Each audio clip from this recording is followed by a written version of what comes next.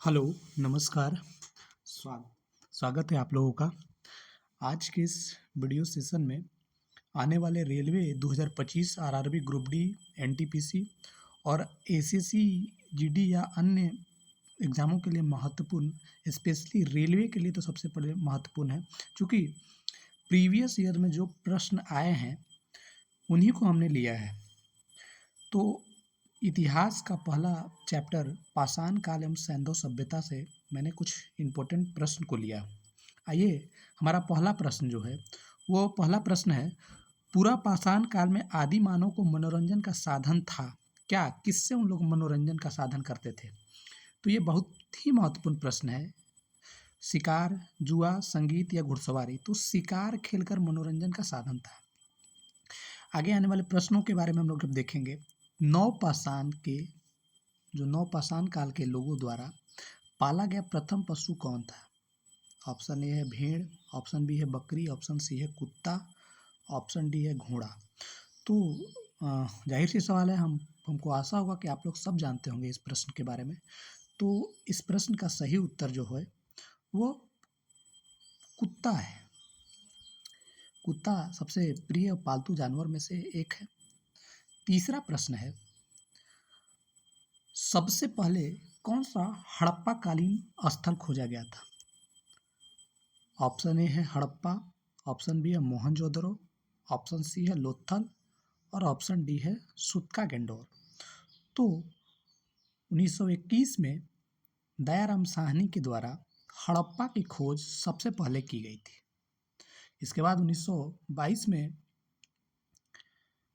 राखल दास बनर्जी के द्वारा मोहनजोदारो की खोज किया गया था। लोथल तो बाद में रंगनाथ राव के द्वारा खोज किया गया। सूत्का-गंडोर पाकिस्तान में है। तो ये चारों के बारे में हम लोग समझे। आइए अगले प्रश्न के बारे में, चौथे प्रश्न के बारे में। सिंधु घाटी सभ्यता अनार्य सभ्यता थी क्योंकि? इसका कारण क्या है? यह एक शहरी सभ्यता थी, इसकी लिपि चित्रात्मक थी, इसका अर्थव्यवस्था का आधार कृषि था, इसका विस्तार नर्मदा नदी तक था। सिंधु सभ्यता यह एक शहरी सभ्यता थी। ये इसका सही उत्तर जो हो जाएगा वो यह एक शहरी सभ्यता थी। तो आगे के प्रश्नों के बारे में आएंगे हम लोग। हड़प्पा से संबंधित निम्नलिखित से संबंधित है। हड़प्पा की सभ्यता से कौन सा संबंधित है? तो कांस्य युग पहला ऑप्शन जो है, इनका कहना है कि हड़प्पा से क्या संबंधित है। ऑप्शन ए कांस्य युग, ऑप्शन बी नवपाषाण युग, ऑप्शन सी पुरापाषाण युग और ऑप्शन डी लौह युग। तो हम जब इतिहास को कैटेगरी वाइज जब बांटते हैं, जैसे पत्थर युग जो पाषाण काल के बारे में, तो 3 पाषाण काल के बाद, इसके बाद सिंधु घाटी की सभ्यता के बारे में हम लोग बांटते हैं। तो सिंधु घाटी की सभ्यता को हम कांस्य युगीन सभ्यता भी कहते हैं, क्योंकि लोहे की खोज के बारे में जब हम लोग चर्चा करते हैं, जैसे सबसे पहले तांबा का खोज हुआ, तो तांबा और टीन जब मिलके कांसा के बाद में बनाया, लोहे तब बाद में आया, वैदिक युग में आया लोहा का खोज के बारे में। तो इसे हम लोग कांस्य युग के बारे में भी के नाम से भी जानते हैं। तो कांस्य युग के नाम से भी जानते हैं। आगे के प्रश्नों में हम लोग देखेंगे, हड़प्पा संस्कृति की मुद्राओं और पक्की मिट्टी की कलाकृतियों में किस पशु का चित्रण नहीं किया गया था? ये सबसे इंपॉर्टेंट प्रश्नों में से एक है भैया। पशुओं के चित्रण के बारे में कहीं ना कहीं आप देखिएगा तो उठा के तो प्रश्न आपको पूछेगा ही पूछेगा, चाहे एसएससी हो चाहे रेलवे हो। गाय का, हाथी का, गेंडा का या बाघ का? तो कहीं भी अगर आप चर्चा कीजिएगा तो बाघ का चित्र जो है कहीं भी, गाय का चित्र कहीं भी नहीं मिलता है। तो इस प्रश्न को हम लोग देखेंगे, ये गाय का चित्र हमें हड़प्पा की संस्कृति में नहीं मिलता है। तो आइए अगला प्रश्न, सिंधु घाटी के लोगों की मुद्रा जो कॉइन्स में किस देवता का आकृति चित्रित था? पहला है पशुपति, इंद्र, विष्णु या वरुण। पशुपति की चित्र अंकित था। आगे 8वां प्रश्न है, सिंधु घाटी सभ्यता के लोग पूजा करते थे ये आरआरबी मुंबई भोपाल एएसएम में असिस्टेंट एएसएम के एग्जाम में भी आया है और गोरखपुर में भी आया था। समझिए कितना इंपॉर्टेंट प्रश्नों में से एक है। इसका ऑप्शन है सिंधु घाटी सभ्यता के लोग पूजा करते थे विष्णु की, ब्रह्म की, इंद्र और वरुण की, पशुपति की पूजा करते थे। किसकी पूजा करते थे? पशुपति की पूजा करते थे। तो आइए हम लोग अब देखते हैं अगला प्रश्न के बारे में, प्रश्न संख्या 9 के बारे में। तो निम्नलिखित में से किस विद्वान ने सर्वप्रथम हड़प्पा सभ्यता के अवशेषों का खोज किया था? किसने सर्वप्रथम हड़प्पा सभ्यता के अवशेषों का खोज किया था? तो इसका सही उत्तर हो जाएगा दयाराम साहनी तक खोज किए थे, लेकिन किस विद्वान ने सबसे पहले हड़प्पा अवशेषों को खोज के बारे में चर्चा करता है? तो अवशेष का खोज के बारे में उस समय के जो अधिकारी थे, जो पुरातत्व विभाग के जो अध्यक्ष थे, वो ए कनिंघम थे, जबकि खोज दयाराम साहनी के नाम से ही आता है, लेकिन हड़प्पा सभ्यता के अवशेषों के खोज किया था, कनिंघम की चर्चा आते हैं। ठीक है, जॉन मार्शल तब बाद में आएंगे, जब सर्वेक्षण के समय आएंगे। आइए अगला प्रश्न के बारे में, भारतीय सभ्यता से जुड़ा कौन सा नाम है? भारतीय सभ्यता से जुड़ा कौन सा नाम है, माने इनमें से कौन? सर विंसेंट स्मिथ या डीडी गोस्वामी इतिहासकार हैं, सर अलेक्जेंडर कनिंघम या सर मार्टिन व्हीलर? तो इसमें से सबसे इंपॉर्टेंट नाम सर अलेक्जेंडर कनिंघम, जो पुरातत्व विभाग के उस समय के प्रमुख थे, इन्हीं के आदेश पे खोजा गया था। सिंधु घाटी सभ्यता और वैदिक सभ्यता के प्रमुख अंतर क्या है? ये एएसएम के एग्जाम में पूछा गया था। तो अंतर क्या है इसके बारे में जब चर्चा करते हैं, ऑप्शन ए है पहली नगरीय सभ्यता थी जबकि दूसरी ग्रामीण। ये अंतर तो है, सही है, पहला ऑप्शन सही है, लेकिन अन्य ऑप्शन के बारे में भी हम लोग जाएंगे। बी कहता है पहली व्यापार को महत्वता देती थी जबकि दूसरी धर्म को। ऑप्शन सी पहली अहिंसा में विश्वास रखती थी जबकि अहिंसा के संदर्भ दूसरी सभ्यता कोई विशेष नियम नहीं था। पहली सभ्यता में पीपल के वृक्ष की पूजा होती है, दूसरी में बरगद की।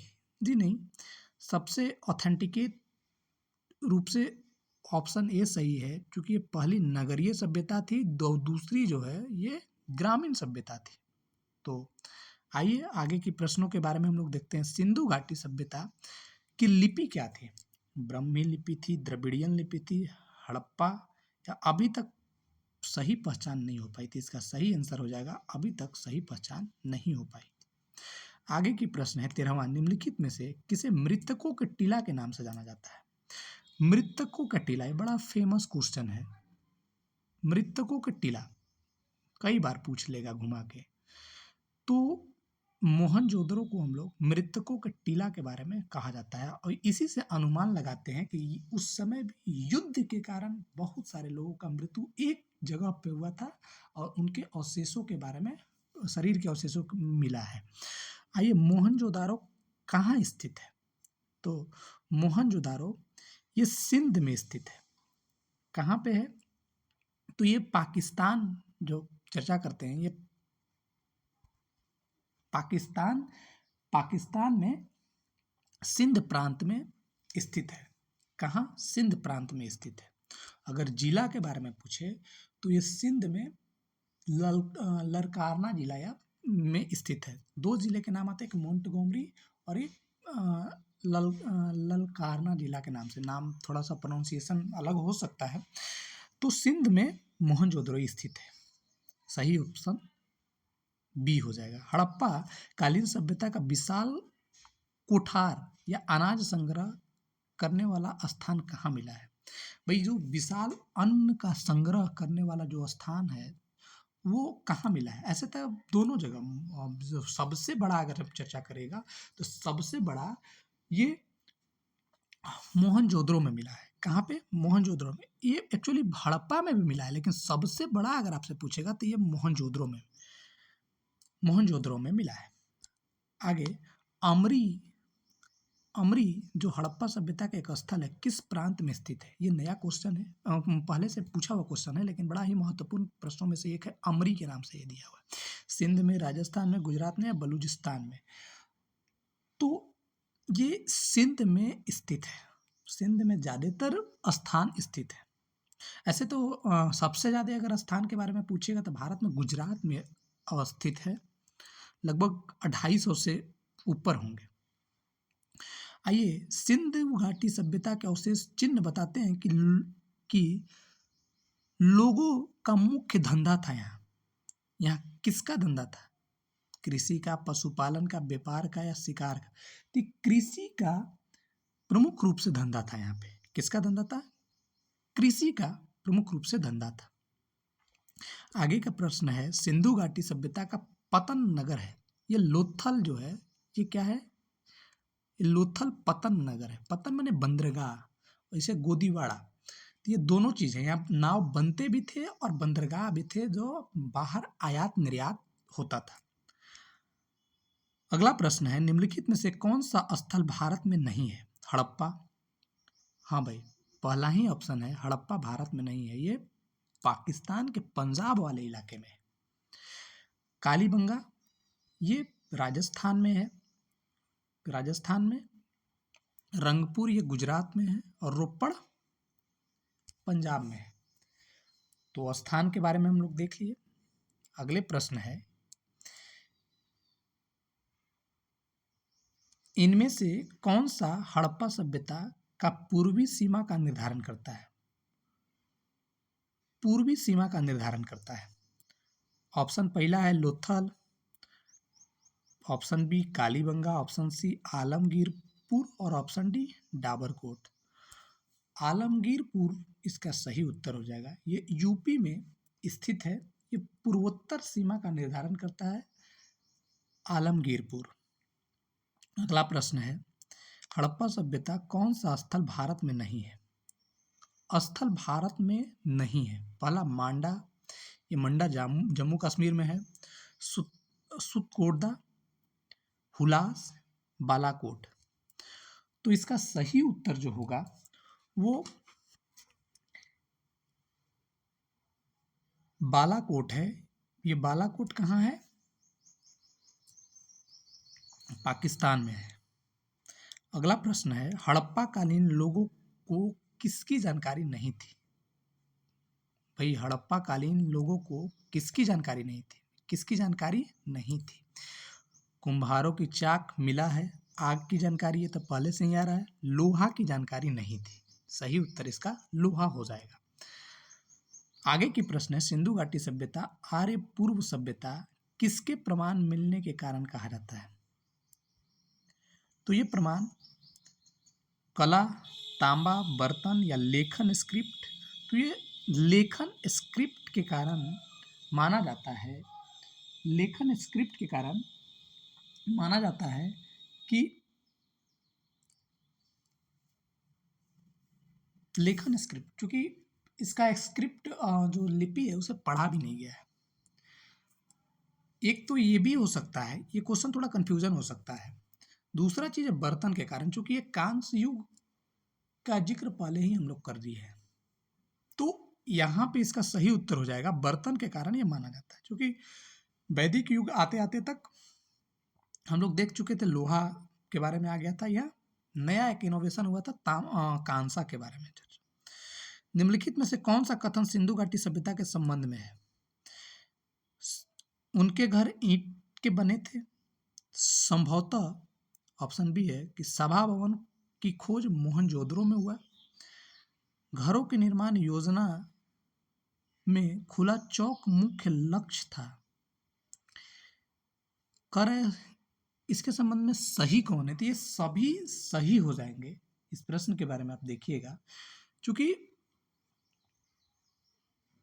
उनके घर ईंट के तो बने ही थे और इन नगर का दुर्गीकरण भी हुआ था। नगर को दो भागों में बांटा गया था, एक ऊपरी एक निचली।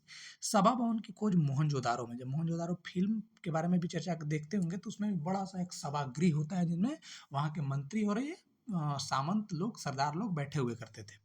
घरों के निर्माण योजना कि खुला चौक मुख्य लक्ष्य। कहा जाता है कि मोहनजोदारो जो नगरीकृत सभ्यता थी, इनमें से कई ऐसे नगर थे जिनका जो घरों का जो दरवाजे थे ये डायरेक्ट रास्ते पे नहीं खुलते थे, उनके अपोजिट साइड में। ये सिर्फ लोथल का जो घर था वो रास्ते पे खुलता था, क्योंकि ये व्यापारिक नगर था। तो इससे हम लोग अंदाजा लगा सकते थे। इसका सभी उत्तर सही हो जाएगा। सिंधु घाटी सभ्यता का पहचान निम्न से है। किससे है भाई सिंधु घाटी सभ्यता का पहचान? सुंदर मूर्तियां से, धर्म दर्शन शास्त्र से, आर्थिक सामाजिक सुधार, शहर योजना प्रणाली से। तो ये शहर योजना प्रणाली से इसका संबंध सबसे अधिक होता है। शहर योजना प्रणाली चूंकि उस समय के नगरीकृत सभ्यता में से एक, दुनिया के सबसे आधुनिक पुरानी सभ्यता जो नगरीकृत सभ्यता थी। सिंधु घाटी का ज्ञान मिलता है ताम्र पत्रों में, अभिलेखों से, पुरातात्विक उत्खनन से। भाई यहाँ पे पुरातात्विक उत्खनन से मिलता है। साहित्य से तो वैदिक ये सब मिलता है, ताम्रपत्र से तो वैदिक युग और अन्य आगे की चीज़ों के बारे में पता चलता है। अभिलेख ये पुराने समय बाद की चीज़ों के बारे में भी चर्चा मिलती है, लेकिन पुरातात्विक उत्खनन से ही सिंधु घाटी सभ्यता के बारे में हम लोग जानते हैं। मानव द्वारा सर्वप्रथम किस धातु का उपयोग किया गया था? मानव द्वारा सर्वप्रथम किस धातु का उपयोग? तो ये तांबा का उपयोग किया गया था।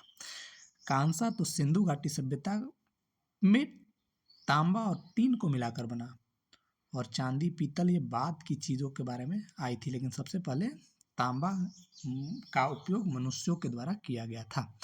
तो ये टोटल 27 प्रश्न थे इतिहास से संबंधित और महत्वपूर्ण थे। अगर आपको अच्छा लगा होगा तो इस वीडियो को लाइक, सब्सक्राइब और शेयर जरूर कीजिएगा। ये प्रीवियस ईयर में कहीं ना कहीं ये प्रश्न पूछा हुआ है, आपके लिए बहुत ही महत्वपूर्ण प्रश्न है। एक बार आप जरूर वीडियो को देखिएगा, आसान भाषा में आपको याद हो जाएगा। Thank you.